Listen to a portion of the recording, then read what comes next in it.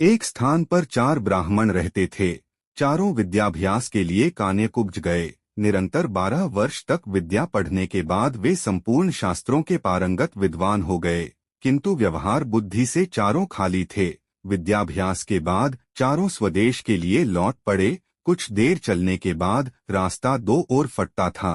किस मार्ग से जाना चाहिए, इसका कोई भी निश्चय न करने पर वे वहीं बैठ गए। इसी समय वहां से एक मृत वैश्य बालक की अर्थी निकली। अर्थी के साथ बहुत से महाजन भी थे। महाजन नाम से उनमें से एक को कुछ याद आ गया।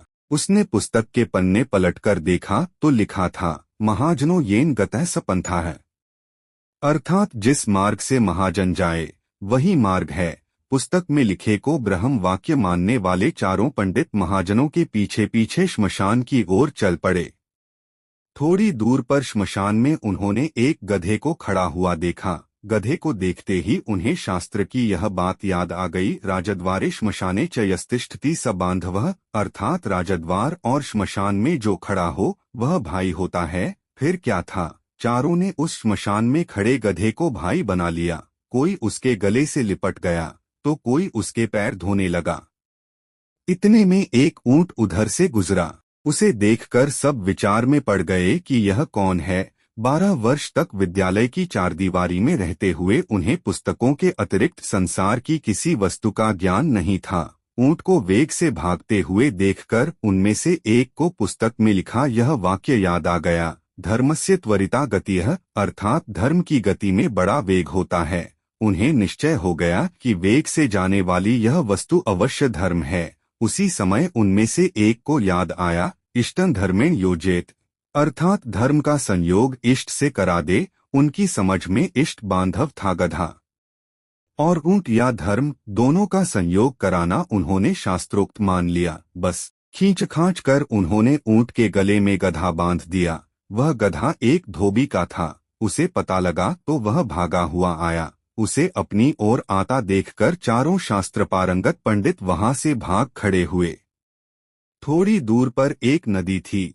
नदी में पलाश का एक पत्ता तैरता हुआ आ रहा था। इसे देखते ही उनमें से एक को याद आ गया, आगमिष्यति यत्पत्रं तदस्मांस्तार्यष्यति, अर्थात जो पत्ता तैरता हुआ आएगा वही हमारा उद्धार करेगा। उद्धार की इच्छा से वह मूर्ख पंडित पत्ते पर लेट गया। पत्ता पानी में डूब गया तो वह भी डूबने लगा। केवल उसकी शिक्षा पानी से बाहर रह गई। इसी तरह बहते बहते जब वह दूसरे मूर्ख पंडित के पास पहुंचा तो उसे एक और शास्त्रोक्त वाक्य याद आ गया, सर्वनाशे समुत्पन्ने अर्धं त्यजति पंडितः, अर्थात संपूर्ण का नाश होते देखकर आधे को बचा ले और आधे का त्याग कर दे। यह याद आते ही उसने बहते हुए पूरे आदमी का आधा भाग बचाने के लिए उसकी शिखा पकड़कर गर्दन काट दी। उसके हाथ में केवल सिर का हिस्सा आ गया। देह पानी में बह गई। उन 4 के अब 3 रह गए। गांव पहुंचने पर तीनों को अलग अलग घरों में ठहराया गया। वहां उन्हें जब भोजन दिया गया तो एक ने सेमियों को यह कहकर छोड़ दिया, दीर्घसूत्री विनश्यति, अर्थात दीर्घ तंतु वाली वस्तु नष्ट हो जाती है। दूसरे को रोटियां दी गईं तो उसे याद आ गया, अतिविस्तार विस्तीर्ण तद्भवेन्न चिरायुषम, अर्थात बहुत फैली हुई वस्तु आयु को घटाती है। तीसरे को छिद्र वाली वटिका दी गई तो उसे याद आ गया, छिद्रेष्वनर्था बहुली भवंती, अर्थात छिद्र वाली वस्तु में बहुत अनर्थ होते हैं। परिणाम यह हुआ कि तीनों की जगहंसाई हुई और तीनों भूखे भी रहे। सीख, व्यवहार बुद्धि के बिना पंडित भी मूर्ख ही रहते हैं। व्यवहार बुद्धि भी एक ही होती है। सैकड़ों बुद्धियां रखने वाला सदा डांवाडोल रहता है।